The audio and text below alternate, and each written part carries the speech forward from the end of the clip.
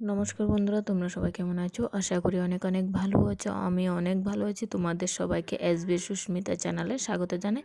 তো বন্ধুরা, আমি সুস্মিতা তোমাদের জন্য নতুন আরেকটি রেসিপি নিয়ে চলে আসলাম। রেসিপিটি হলো রুই মাছ দিয়ে পটল, গুলালু, কাঁচা কলা, পেঁপে দিয়ে একটা পাতলা ঝোলের রেসিপি তৈরি করব। সেটাই তোমাদের সঙ্গে আজকে শেয়ার করতে চললাম। তো এখানে আমি 4 পিস রুই মাছ নিয়ে নিয়েছি। আমার প্রয়োজন মতো হলুদ লবণ মাখিয়ে মাছগুলিকে এক সাইডে রেখে দেব। ভালো করে হাত দিয়ে এইভাবে নাড়াচাড়া করে ভালো করে কষলে কষলে হলুদ লবণ মাছের ভিতরে ঢুকে যায় মতো এইভাবে মেখে নিতে হবে। তো বন্ধুরা, আমার ভিডিওটা যদি ভালো লাগে লাইক কমেন্ট শেয়ার করতে ভুলো না। কোথায় থেকে দেখছো অবশ্যই কমেন্টে জানাবে।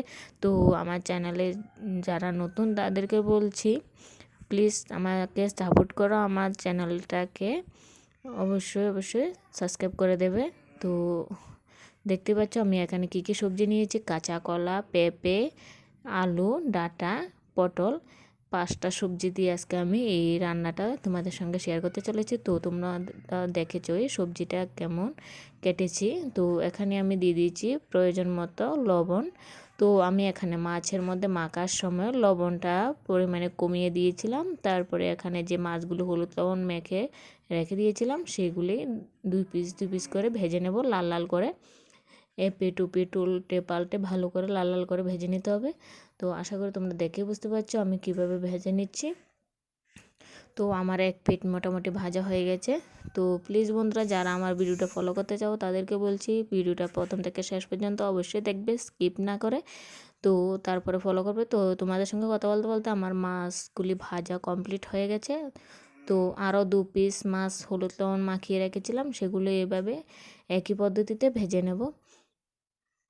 তো মাছগুলি ভালো মতো উল্টে পাল্টে ভেজে নিতে হবে লাল লাল করে।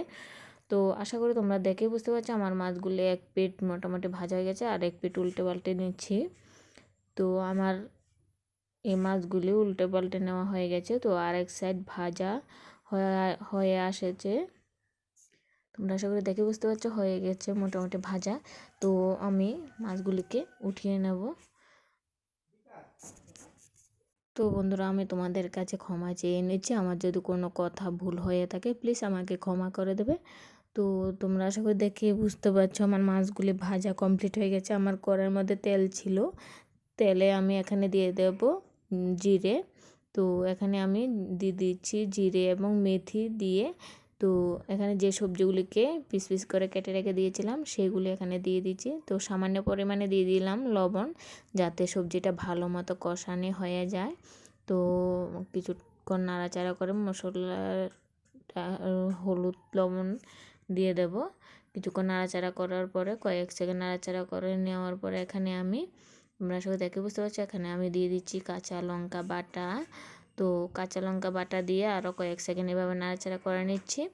তো এইভাবে ভালো করে নাড়াচাড়া করে কষিয়ে নিতে হবে সবজিটাকে। তো এইভাবে অবশ্যই বাড়িতে একবার হলেও ট্রাই করে দেখবে। তো বন্ধুরা, আমি 10 থেকে 15 মিনিট ঢাকা দিয়ে রেখে দিচ্ছি। তো যতক্ষণ সবজিগুলি সিদ্ধ হচ্ছে ততক্ষণ এখানে আমি শুকনো মশলাগুলো নিয়ে নিচ্ছি, সেটা তোমাদের সঙ্গে শেয়ার করলাম। তো এখানে আমি একটা টমেটোকে মিক্সারে মিক্স করে নিয়েছি। এখানে দিয়ে দিচ্ছি আমার প্রয়োজন মতো হলুদ গুঁড়ো, লবণ। তো দিয়ে দিচ্ছি শুকনো লঙ্কার গুঁড়ো। ঝালটা তোমরা যতটা খাবে ততটাই দিতে পারো, তোমাদের সম্পূর্ণ ইচ্ছে মতো। এখানে জিরে এবং ধনের গুঁড়ো দিয়ে ভালো মতো মিশিয়ে নিচ্ছি। তোমরা আশা করি দেখেই বুঝতে পারছো আমি মশলাটাকে ভালো মতো মেশানো হয়ে গেছে। তো আমার 15 মিনিট হয়ে গেছে। তোমরা আসলে দেখে বুঝতে পারছো আমার 15 মিনিটের মতো হওয়ার পরে আমি সবজিটাকে আরও কিছুক্ষণ এভাবে নাড়াচাড়া করে নিচ্ছি। তো নাড়াচাড়া করা মোটামুটি হয়ে আসলো। তো যে মশলাটাকে মিশিয়ে রেখেছিলাম সেটা এখানে অ্যাড করে দেব। তো দেখতে পাচ্ছ আমার মশলাটা মেশানোর পরে দেখতে কতটা সুন্দর লাগছে। তো মশলা মেশানোর যে বাটিটা ছিল সেটা ধুয়ে কিছুটা জল দিয়ে দিয়েছি। তো জলটাকে দিয়ে আমি সবজিটাকে মশলার সাথে ভালো মতো কষিয়ে নেব। যতক্ষণ না হালকা সিদ্ধ হয়ে যাচ্ছে ততক্ষণ পর্যন্ত এভাবে কষিয়ে নিতে হবে। তোমরা আসলে দেখেই বুঝতে পারছো এই রেসিপিটা দেখতে যতটাই সুন্দর, খেতে ততটাই সুস্বাদু। গরম ভাতের সাথে এই গরমের দিনে এইভাবে রান্না করে খেলে অনেক অনেক ভালো লাগবে। তো এখানে আমার কষানো কমপ্লিট হয়ে গেছে। তো দিয়ে দিয়েছি আমার প্রয়োজন মতো ঝোল। সবজিটা সিদ্ধ হতে যতটা লাগবে আমি ততটাই দিয়ে দিয়েছি। তো তোমাদের প্রয়োজন মতো ঝোলটা দিয়ে, তো এখানে আমি দিয়ে দিয়েছি 2টো কাঁচা লঙ্কা দিয়ে 15 থেকে 20 মিনিট ঢাকা দিয়ে রেখে দেবো। তো 20 মিনিটের মতো হয়ে এসেছে, অনেকটা ফুটে উঠেছে। আমার সবজিটা মোটামুটি সিদ্ধ হয়ে গেছে, তোমরা আসলে দেখে বুঝতে পারছো। আরও কিছুক্ষণ সিদ্ধ হওয়ার পরে নামিয়ে নেব। তো তার আগে এখানে আমি অ্যাড করে নিচ্ছি যে 4 পিস মাছ ভেজে রেখেছিলাম, সেগুলো এখানে অ্যাড করে দিচ্ছি। তোমরা আশা করে দেখে বুঝতে পারছো। মাছগুলো দেওয়ার পরে এখানে কিছুক্ষণ নাড়াচাড়া করে নিচ্ছি।